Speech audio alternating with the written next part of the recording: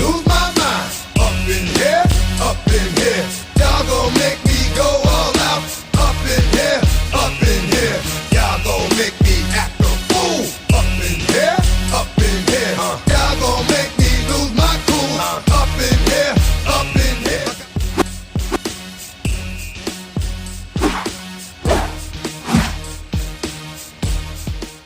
So Chuck, tell us what you're doing here tonight. Well, I'm actually going to MC the Nazi Muhammad Foundation dinner that is raising funds along with the awareness for young children in the Chicagoland area with different opportunities to grow and develop as human beings. Also giving back to the community, and Nazi is such a class act, as both of you guys know, and as your viewing audience knows, he's all about Chicago. He's all by native from Chicago, plays on the Chicago Bulls. We'll stick on the Chicago Bulls topic, yes. Chuck. I want you to weigh in. Last year, Derrick Rose implied that he was going to come back. Didn't say it, but implied. How did you feel about that entire situation? Well, I think Derrick did the right thing. I mean, no one knows their body other than a player. And it's easy for me, you, anyone to say, well, come on, Derrick. But the truth of the matter is, from the get-go, I believe in him. And I'm a huge Derrick Rose fan as a person, first and foremost. Oh, yeah. As secondly, as a player. And if Derrick Rose said, you know what, my body, my mind, my motor skill, whatever the case may be, isn't right, then I'm going to give him the benefit of the doubt. He loves to play. He has a tremendous heart. And if anyone wants to be on the floor, it's Derrick Rose, but he wasn't ready. So, you know what? We look ahead, we don't look behind, and hopefully everything goes according to plan. He'll be on the floor opening night against the Miami Heat, and the Bulls will beat the Heat. Goes through. Just watch as he explodes here. He gets the contact. How about the finish as he plays with his left hand off the glass? Beautifully, beautiful.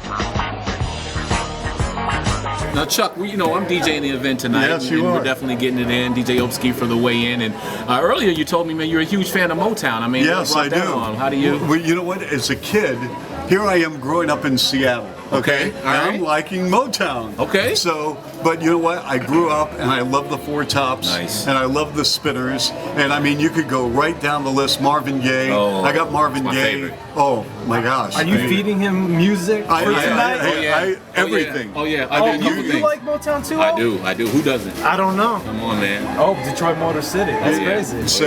So I mean, one of my biggest thrills when I was sports director at WJR in Detroit, I did the University of Michigan play-by-play, went to the Motown Hall of Fame, and I'm thinking, wow, oh my gosh, wow, because I love Motown. I mean, if you put Motown on right now, I'd be into it. I'd be moving and grooving. Well, you could have been anything that you wanted to, but I can tell the way you do the things, the way you do all things. All right, so last thing to weigh in on. Yes.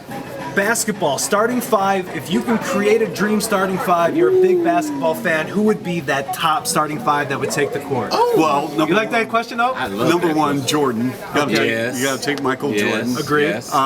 Secondly, Bill Russell, because he really Yes. changed the game defensively Yes. in the history of the National Basketball Association. That's a good one. Okay, I got to give you a player, okay, just because he was my idol growing up as a kid. Okay. And I tried to emulate the way he flicked the ball, okay? And that was the big O, Oscar Robertson. Okay, I can go with that. You know what? It's not I as mean, dominant as I would thought you would go with Shaq, but I see it.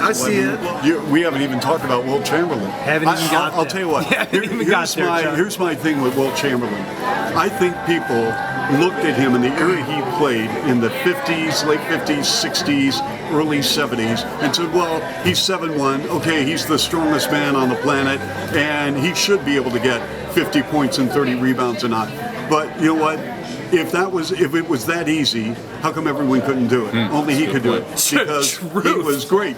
He was, and I think when you look at the volume of his work for how long, we took him for granted because he was big, and we didn't look at what he accomplished as an NBA player. So I think you can put all these players together, shake them up in a big NBA canister and throw them out, and I wouldn't have any problems. But Oscar would have to be on the team, Bill Russell, and of course Michael Jeffrey Jordan, the greatest player ever. That's a killer five. What else do you need Put to it in say? the book. Put it in the books. The first interview on the way in, Chuck. Hey, Thank you very my much for pleasure. coming on the Thanks, show. man. Love, man. Thank you. And don't forget Motown. Y'all gon' make me lose my